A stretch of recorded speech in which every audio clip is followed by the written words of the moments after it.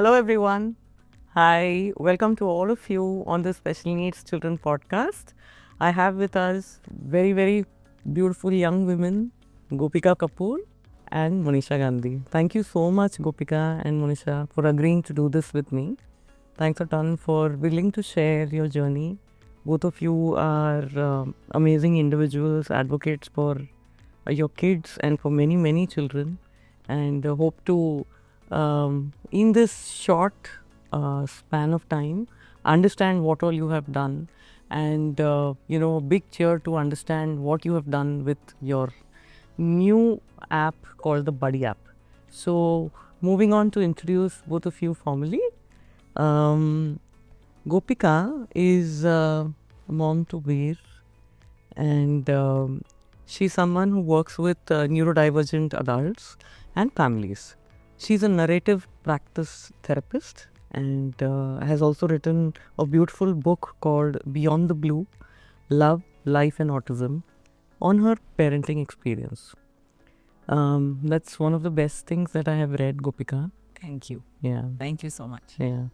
Moneisha, she formerly ran an embroidery export company as a business owner and currently volunteers at Umeed's Child Development Center. Both are co-founders of Buddy app and both are advocates for diversity and inclusion. And in this episode, we will be requesting them to share about their personal experiences with their children who are now adults, and also about what are their plans of this wonderful thing that they've set up. So can I please start with both of you that will you please share how has been the journey till now? So yeah, I'm the mom of 2 kids. My daughter is, well, they're not kids anymore. My daughter is just turned 18 and my son just turned 20. So I'm the mother of 2 young adults. My son has Down syndrome. It was an at-birth diagnosis, complete shock to us. We were totally shattered when we heard the news. I'd kind of describe it literally like, a dagger going through my heart. It was literally that kind of experience at his birth. But very quickly, as we started educating ourselves and we started reading up and finding out more about what our path was going to be ahead, we kind of just decided, okay, this is, what we've got to do. We've got to be the best parents to him that we can. And today, sitting back and looking back at these 20 years, I wouldn't have it any other way. He's just been an absolute delight. Having him has taught us so much and kind of turned on its head so many things that we used, sort of beliefs that we held about what was important. So I would say that it has just been fantastic. And so I'm really enjoyed it. And, as a parent, we've had to obviously relearn things, go into completely new areas, and sort of advocacy has just become second nature as a mom. Yeah.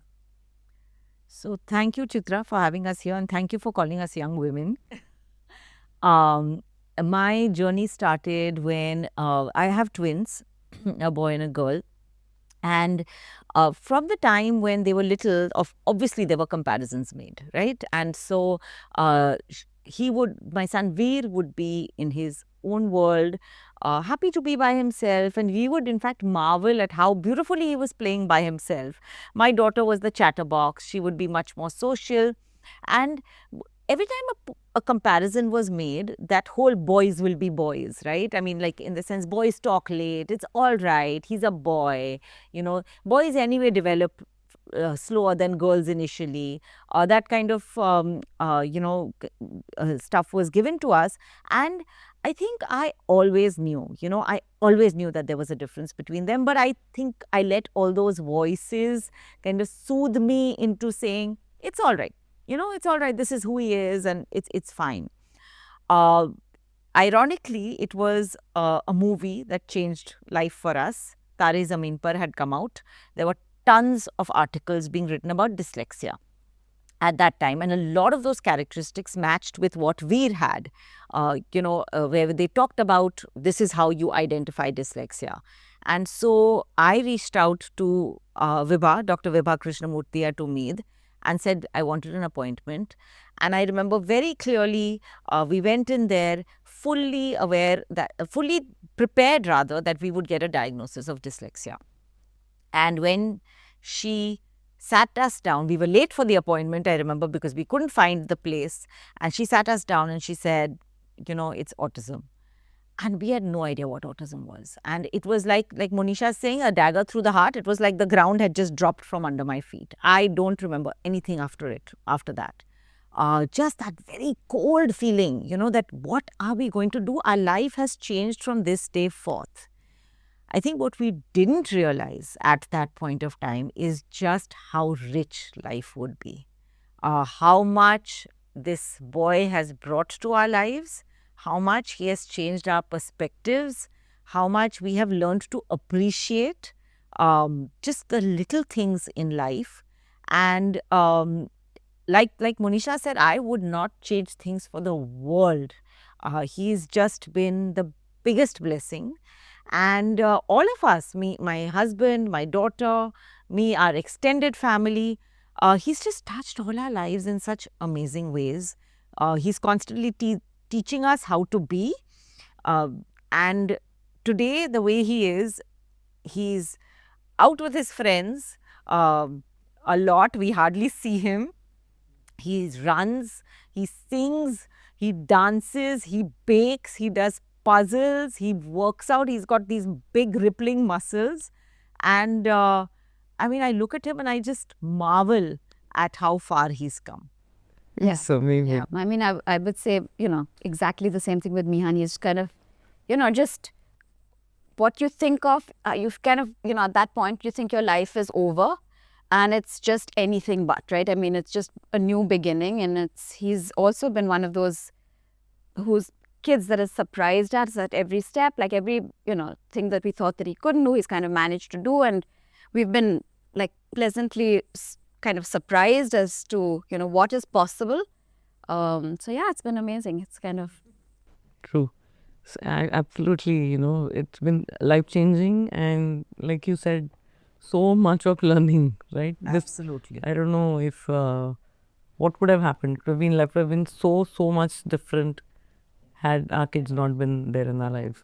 So what prompted Buddy Up? And can you please first share what is Buddy Up, why, and how did it happen? So my son went to an inclusive school and he had a bunch of friends. He's very social, very chatty, very social, and really kind of thrives in company. And I kind of anticipated a time when his classmates were going to move on and, go off to college. And, he was going to be following a different path from them. And I started kind of worrying about a time when he would have this vacuum in his life. So in anticipation of this, when he was around 13, I actually started actively looking for friends for him. And I said, I need somebody in his age group who kind of maybe likes the similar things that he likes, preferably someone who's not too far away, maybe in the neighborhood, or at least someone that I can do a physical meetup with. And I actually started looking for people in his age group, and I really didn't know where to look. And I actually looked up, I remember going on some Facebook sites, I remember going here, and then I actually wondered, was there an app like something like this? Was there a platform like this? But there wasn't. So then I started sending feelers around, and I asked Vibha Krishnamurthy, who's the founder of Ummeed and also a friend. I said, Vibha, do you know any young people Mihaan's age that kind of would be a good fit to be a friend for him? And then Vir was one of the names that she suggested. Wow. And we, Gopika and I met, and then our boys met, and they clicked, and then we realized, why isn't there an app like this, right? Why isn't there some platform? Everybody doesn't have a Vibha to go to, right? Who just pulls out a database of. So we thought, there should really ideally should be a platform for people to make social connections, because we do know that loneliness is rampant. People feel isolated, not just young people, but caregivers too feel isolated. So there should be a platform for people to find each other. And so, that was the sort of inspiration behind the app. So unlike Mihaan, Vir is being on the spectrum, was not social. And honestly, socializing him was so stressful for me, because at that time, if you remember, they used to tell us those structured play dates, right? So you come in, you do this, you have one activity, you have a second activity, you have a snack, and then you go home. Literally, it was like that, and so these kids would come in and I would be on edge because I would wonder what Vir would do, and would he wander off and go and play by himself? That child would inevitably end up playing with Gayatri, my daughter, and it was so stressful. At the end of it, I would be disheartened. I would be exhausted from the stress. So I said, forget it. The social will sort itself out later at some point of time. So I said, okay, let it go. Vir went through school and, he had some friends in school, but not a huge amount. But then I started worrying because by then, they were both teenagers. And being twins, there's a complete comparison, right, between the two. And Gayatri would be going out. She would be going out to parties. She would be go out with friends. And even though he didn't say anything, I knew the day would come when he would say, why am I not going out? Why am I stuck at home with my friends or without any friends? And I didn't want it to be a situation where he would be with us and we were his only friends, right? He had to have that peer group where he could go and just be a part of a group. And that was something which would really worry me. But I said, okay, we'll sort it out. We'll figure it out and see how it goes. I had also read a study which said that as autistic people age and they get into the teenage years, suddenly some social button comes on, right? And they suddenly start discovering this social aspect of themselves. And I was hoping that that would happen, right? And that he would want to socialize. At that time, he seemed pretty happy to be by himself. And so then Vibha suggested, she said, why don't you meet Mihaan? And despite her suggesting this, do you know, it took us 1.5 years to find, to finally meet. And we live 6 kilometers apart. It's not like we live very far apart or in different cities or anything like that. But even then, it took us 1.5 years to actually plan the meeting. I have to admit, maybe it was a little bit of hesitation on my side because I said, oh God, this is going to be one more, stressful situation. But finally they met. And when they met, it was really quite amazing because they had baked some cookies which were really bad tasting. And they met, and then Mihaan cracked some joke and Vir started laughing, and suddenly you could see like it was, it was like some sort of spark had lit up. And then they met again and again cooked something which tasted really bad. It was, because again, that whole thing of doing an activity. So they met and they said, this kind of happened. And then the more they started meeting, it was really amazing to see how this happened. And then, like Moneisha said, we said, why not extend this to other people? Why not help them find a larger group as well as extend it to other people? And so that is how Buddy Up was born. So Buddy Up, like you were saying, what is it? Buddy Up Network, as it is called, is a social platform for people with disabilities. It is for people of all disabilities as well as those experiencing loneliness and isolation. So we do have included people with cancer, people who are with HIV, because those are also conditions which cause isolation. And it is for people of all ages. So it could be for younger children, it could be for adults, it could be for people who are 80 years old, it could be for any age. It is also for their caregivers because again, like Moneisha said, the caregivers also experience a lot of isolation. And of course, we have taken into consideration safety and security. So it is not for people who are under the age of 18. If there are caregivers, if they are under the age of 18, their caregivers make a profile and sign on. Otherwise, if you're over the age of 18, if the person is over the age of 18 and the caregiver still feels that they are vulnerable, then we want a responsible adult to make the account and operate it on their behalf. But otherwise, anybody across India, living anywhere, anybody with a disability can access this app and look for the app throws up. It's very simple. You make a profile, fill in some information, app basis on an algorithm throws up suggestions, and then you can also search for friends and chat with them on the app. Right. So basically, any phone, you go into the App Store or you go into the Play Store and you look for Buddy Up. Yeah, just look for Buddy Up Network. Yeah. Buddy Up Network, and Yeah. So this is how it looks, right? This is how the Buddy Up looks.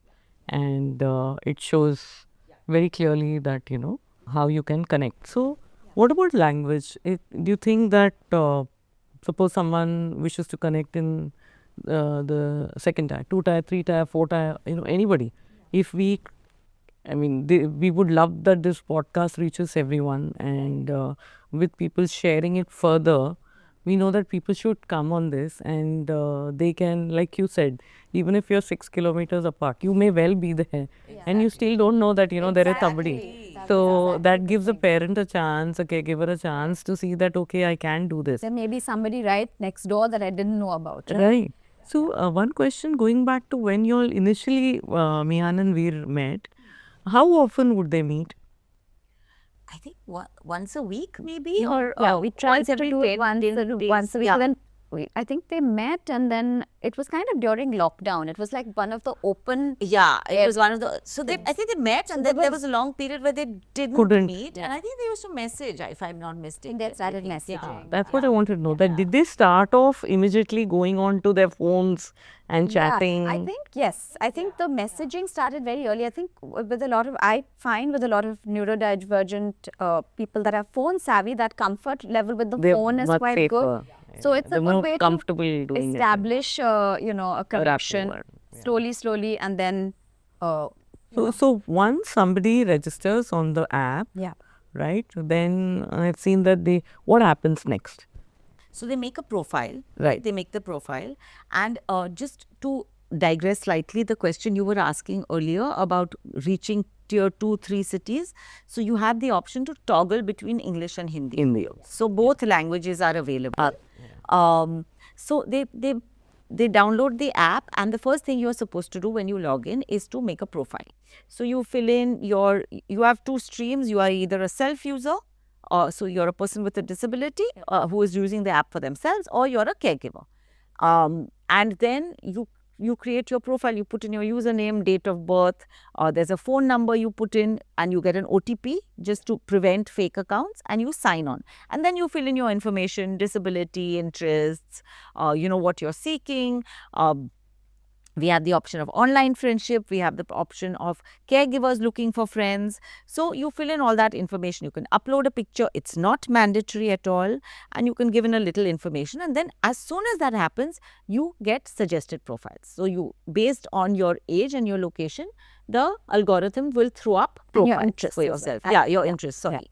And so it throws up profiles. So you can click into their profiles and you can send them a request. You can buddy up with them, just similarly like you would with any other Social kind app. of social media app.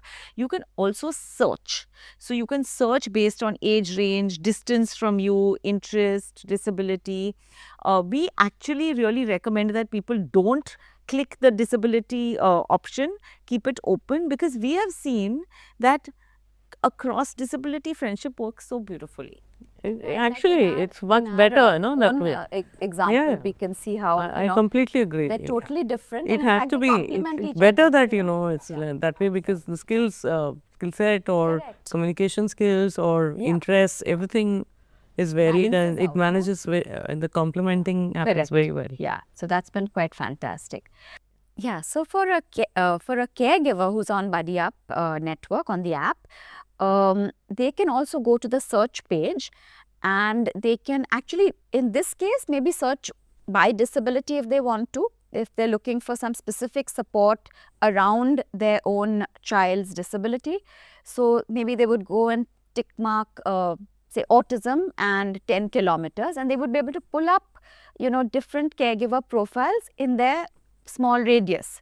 So then they could look at the different profiles of the young people that the caregivers are there for. So maybe, parent of a 6-year-old child with autism might want to reach out to another 6-year-old child, or they may also want to meet out to the parent of an 18-year-old to see, okay, what is the road ahead like, So Buddy Up therefore allows caregivers to make those connects by using that search function. They could also just search for other general caregivers of other disability related accounts to maybe, you find enough parents and you can then make a sort of a local group, right? I mean, so you can find, but how do you find those parents without a platform? What tends to happen is that lots of WhatsApp groups exist for caregivers, but people are not there for the purpose of a connection. They're there for other things. Here, the caregivers are there for expressly that purpose. They're there for a social connection. So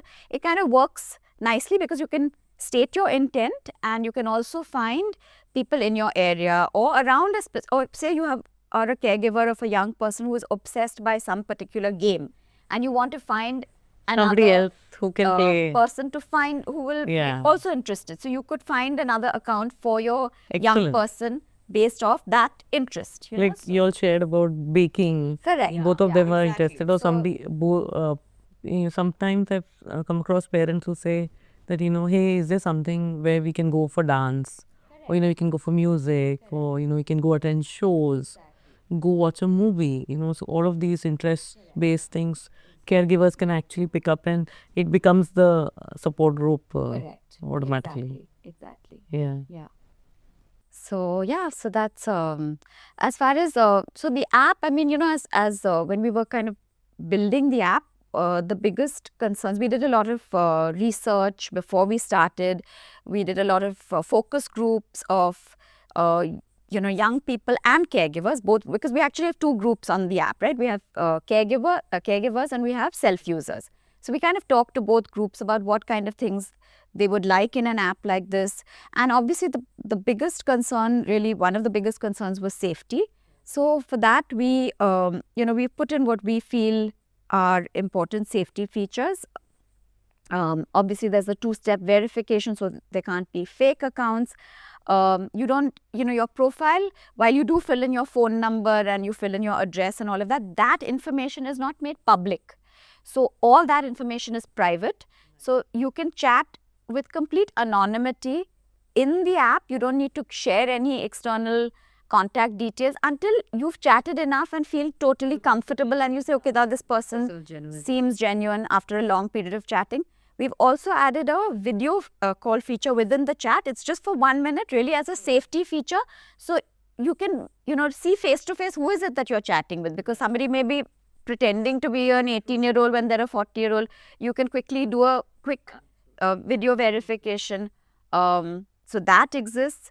And then we also have the ability for the app to be accessed with by a caregiver and a young person simultaneously, so that sometimes a caregiver may say, okay, my young person is actually over the age of 18 and can operate the app independently, but they're not ready to do it so independently that without my without my sort of being able to look at what's going on to make sure that they're safe. So the parent can use the same login details and be an observer.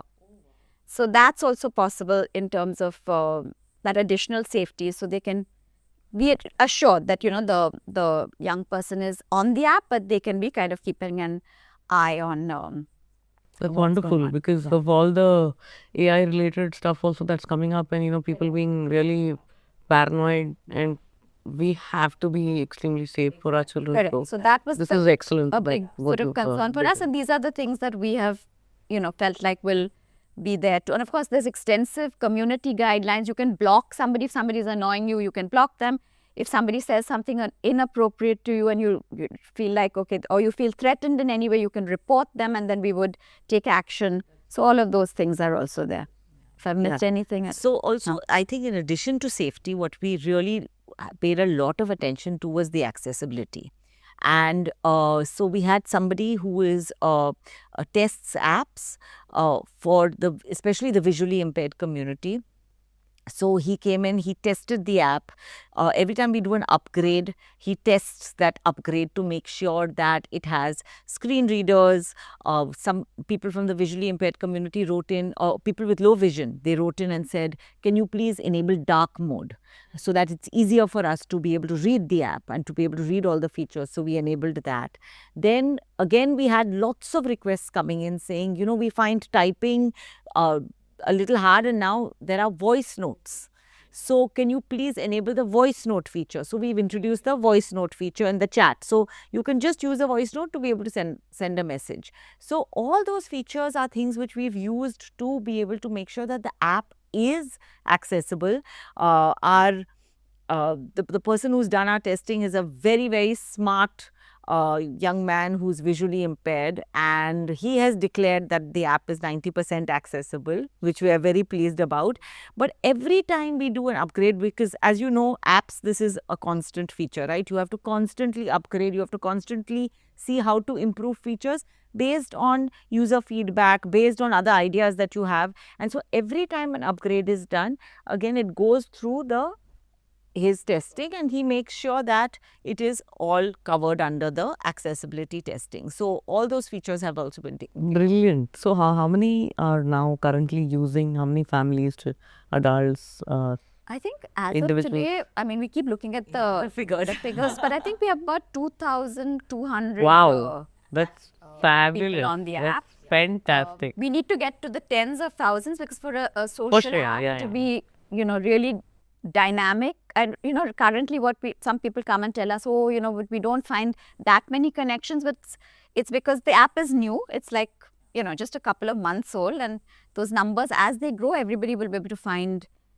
connections. And So it's both of you who are completely in watching. It's the two of us, and we've got a tech team, in the sense that team, we've got our developer who is our partner, who's made the app, and there are two interns who are wonderful, who are helping us with the app. And we've also got, actually, recently we've got two interns, one of whom is a friend of our son's, who's a very bright young woman, and with a disability. She's helping us with a bit of content curation. And very recently we've got a young college girl who's helping us with social media and again, kind of outreach. And so we'd be trying to get young people who would be interested in working on a startup, and they're much more plugged in than we are, right? I mean, they know exactly what kind of reels to make and what should go up on social media and stuff like that. So we've got, that's a very, very small team, but essentially that's it. Lovely. So what's the future? Like what all are the plans for Buddy Up? And so, as Gopika just said, with an app, it's constantly work in Evolving. progress. The work is never done. You're constantly getting feedback. People write in, and one of the feedback that we were now considering is, a lot of people have said that friends is one aspect that we are looking at, but we're also looking at maybe relationships. So we're thinking maybe add a relationship vertical, maybe add a dating vertical. Because there are, older people on the app that are also looking for that. And also our main user base is between the ages of 20 to 30. correct, which is exactly where they would find Not just self-users, even caregivers looking for. Take into caregiver populations, they are expressing, each parent wants their young person to be happy, right? And if their young adult is expressing that they want to have a partner, the caregivers also want that for their young person. So that's something that we've been kind of thinking about. And we've also got requests from different parts of the world, strongly from the UAE, people in Canada writing to us, people in the UK. Is there an app like this? Please, can you bring it to the UK? Super. To So then it Dubai, broadens the horizon to completely. Sweden, Singapore. So we are working on making sure Great. or trying to take the app international. So even if people can't, of course, right now our largest user base is in the metro cities of India. So Mumbai, Bangalore, Delhi is the largest base. There are people in other parts of the country, but again, I just met somebody yesterday who said, I'm from Goa and I'm really trying to find friends. I said, you know what, it's still growing, give it time. But people who from other countries can maybe just have an online friendship with someone who's from India. Like our visually impaired tester was saying, I would love to connect with other visually impaired individuals who might be in another country and just find out what their experience is. And so, yeah, so that's, I mean, there's a lot to be done. So we'll take it one step at a time. But Yeah. these are all possibilities for the Yeah. I mean, it opens up so many things, no? Like once you do one thing, it leads you to this, and then this leads to that, and it's great that while our kids are also getting the biggest opportunity.